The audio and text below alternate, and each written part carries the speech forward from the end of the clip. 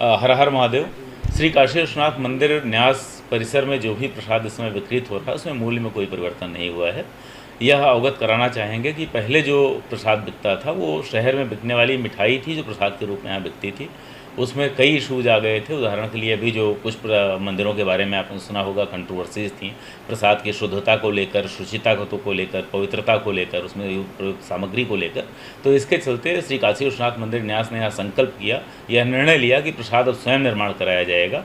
और चूंकि मंदिर के पास अपनी कोई फैसिलिटी नहीं निर्माण करवाने की, और एक जो शुद्ध फैसिलिटी होती है जिसमें CCTV मॉनिटरिंग के अंतर्गत और सारे मानकों को पूरा करते हुए अत्याधुनिक तरीके से प्रसाद अथवा कोई खाद्य सामग्री अथवा मिष्ठान का निर्माण किया जा सके, ऐसी एक फैसिलिटी का निर्माण करने में ही कई सौ करोड़ रुपए का खर्च होने का व्यय का अनुमान था।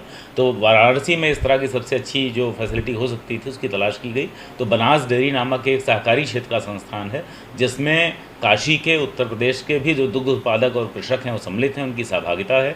सहकारिता का जो मानक होता है, मॉडल होता है, उसके अंतर्गत उसी संस्थान का जो यहाँ पर जो फूड प्रोसेसिंग यूनिट है वो सबसे अत्याधुनिक पाई गई, जहाँ पूरी मॉनिटरिंग के साथ और जो श्री काशी विश्वनाथ मंदिर न्यास के नियम हैं जिनमें सनातन धर्मी ही प्रसाद निर्माण की प्रक्रिया में लग सकते हैं, इस तरह का बैकग्राउंड चेक एम्प्लॉइज़ का करते हुए हम इंश्योर कर सकते थे जहाँ पूजा के लिए एक मंदिर स्थापित करके प्रतिदिन पूजा पाठ के बाद सनातन दृष्टि से ही कार्य किया जा सके। तो इन सब चीज़ों को जहाँ पर हम लागू कर सकते थे, इस प्रकार की फैसिलिटी के चयन में बनास डेयरी का जो फूड प्रोसेसिंग यूनिट था उसको उपयुक्त पाया गया। तो उस फूड प्रोसेसिंग यूनिट का प्रयोग करते हुए मंदिर अब अपने प्रसाद का निर्माण स्वयं करवा रहा है और मंदिर स्थित काउंटर से उन प्रसाद को विक्रय किया जा रहा है। इस प्रकार से जो प्रसाद निर्माण की प्रक्रिया होती है, जाहिर सी बात है जब मास स्केल पर कहीं मिठाई बनती है तो उसका रेट अलग होगा, और जब केवल प्रसाद बनेगा उसका स्केल भी कम होगा, वो सीमित मात्रा में बनेगा। और मंदिर निर्माण इकाई बनाएगी और उसमें जो कंपोनेंट प्रयोग किए जा रहे हैं वो श्री विश्वेश्वर को अर्पित बेलपत्र जो है उनका चूर्ण बनाकर 0.07% का उनका एक कंपोनेंट है। प्रत्येक लड्डू में कम से कम इतना प्रतिशत बेलपत्र, बिल्वपत्र जो शैव मत में बहुत ही शुद्ध माना गया है, पवित्र माना गया है और वो विश्वेश्वर को अर्पित भी है, वह उसमें सम्मिलित है। तो इस नाते उसकी शुद्धता और शुद्धता को बनाए रखते हुए उसका जो कॉस्ट ऑफ मैन्युफैक्चरिंग है, जिसको बनाने की जो लागत आती है वो थोड़ी सी ज़्यादा हो रही है, परंतु उसके बाद भी वह सीमा के अंतर ही है। 120 रुपये का 200 ग्राम का पैकेट मिल रहा है और जो भक्तगण हैं उनके द्वारा बहुत अच्छा रिस्पांस भी है, लोग इसको पसंद कर रहे हैं, लोग तारीफ़ कर रहे हैं कि वास्तव में विशिष्ट रूप से मिठाई खाने में और प्रसाद खाने में अंतर होना चाहिए। तो जो हमने अपना फीडबैक लिया अपने श्रद्धालुओं से, श्रद्धालुओं ने भी इसकी प्रशंसा की है। तो विश्वेश्वर प्रसन्न हैं, श्रद्धालु प्रसन्न हैं और मंदिर न्यास अपनी तरफ से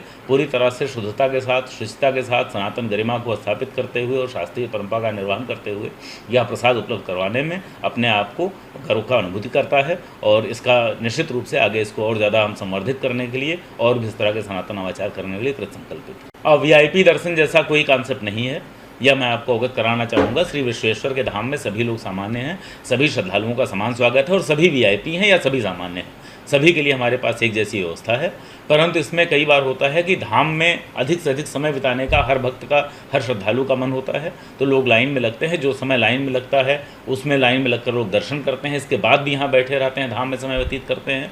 परंतु कतिपय कारणों से लंबे समय से यह डिमांड थी कि कई बार श्रद्धालु आते हैं, उनको किसी को फ्लाइट पकड़नी हुई, ट्रेन पकड़नी हुई, किसी के पास छोटा बच्चा हुआ तो उसके पास समय कम होता है।